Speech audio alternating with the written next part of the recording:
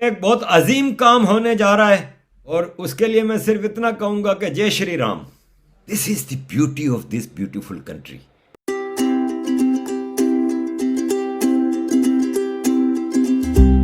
5 तारीख को तो बहुत बड़ा मुबारक दिन है। राम जी के मंदिर का इफ्तिताह है। बहुत बड़ा दिन है। एक बहुत ही गलत तारीखी फैसले का करेक्शन किया है आज की सरकार ने। Appreciate it. अभी तो बहुत रास्ते बाकी हैं। अभी तो हज़ारों मंदिर रिस्टोर करने हैं और it's a first step towards the right correct direction. Ayodhya मंदिर पे कोई दो राय नहीं है। अवैसी का तो दिमाग खराब है। अवैसी तो पागल हो गया है और जब पागल हो जाए तो पता नहीं इंडिया में पागल खाने हैं कि नहीं है। पाकिस्तान में तो हैं। बेगैरत, तुम कौम को बताओ कि तुम्हारे पुरखों ने क्या क्या था यहां पे। हजारों मंदिर तोड़ दिए, ये नहीं बताओगे तुम? बेशरम, थोड़ी हया है? बेगैरत, तुम अपने आप को मुसलमान कहते हो। मैं कहता हूं तुम मुनाफिक हो और मुनाफिक की इस्लाम में कोई जगह नहीं है।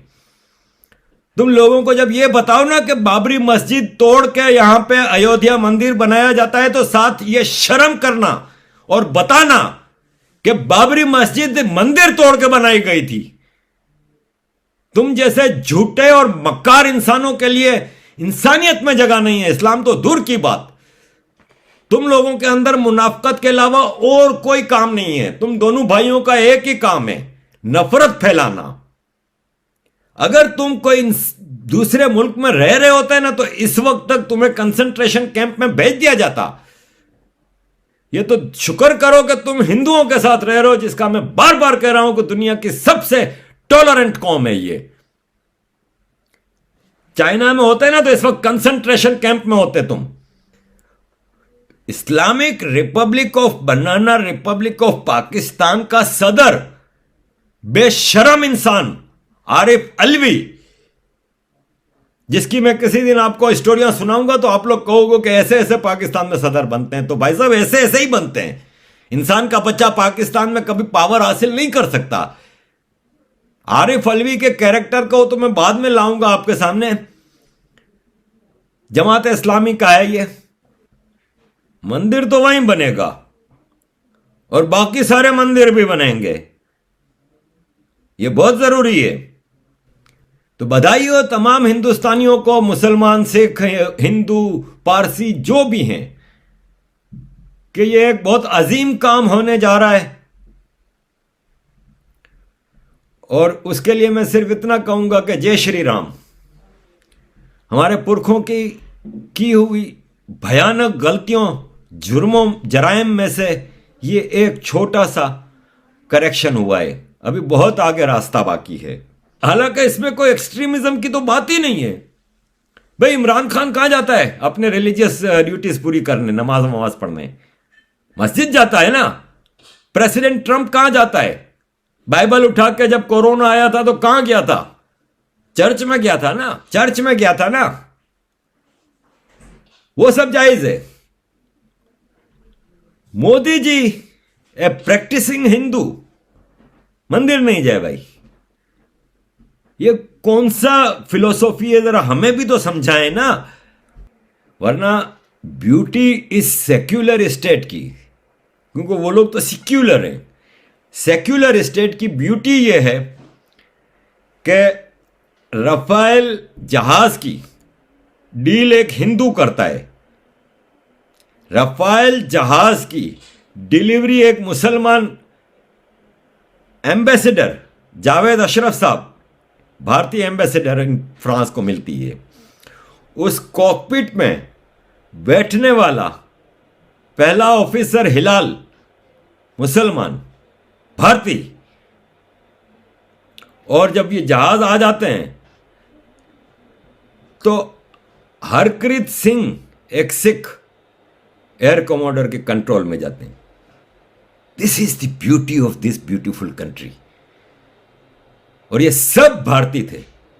इसमें कोई मुसलमान हिंदू सिख वाला हिसाब नहीं था, खाली मैं आपको बता रहा हूं ताकि आपको अंदाजा हो कि इस मुल्क में रिलीजियस टॉलरेंस हाईएस्ट लेवल पे हिंदुओं की तरफ से, सिखों की तरफ से।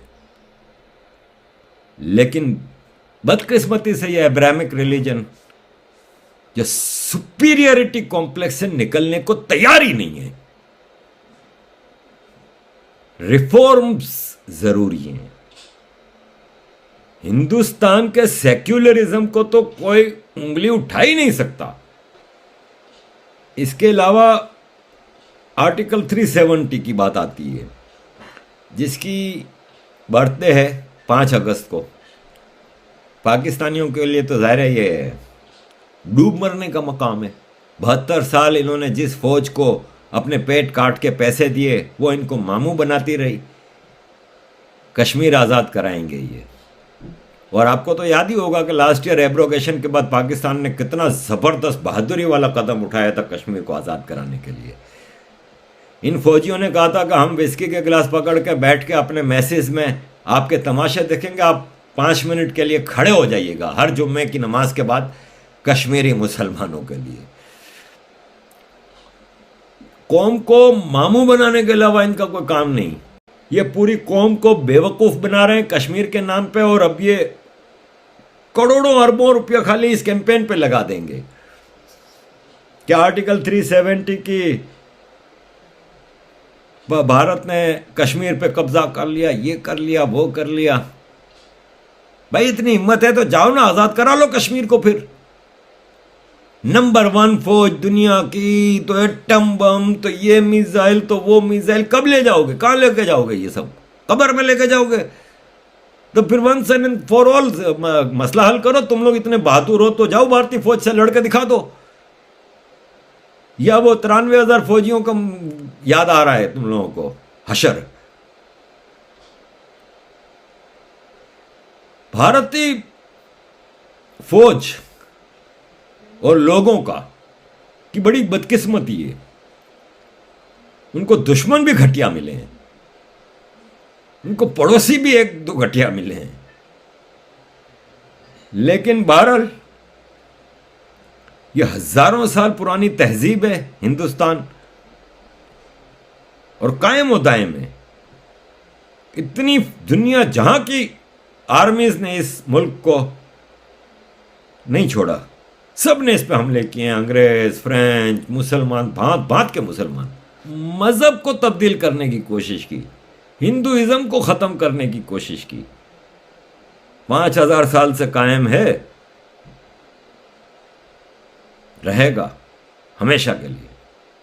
हिंदुस्तान की ब्यूटी हिंदू धर्म है, इसमें कोई दो राय नहीं, और ये कायम रहेगी।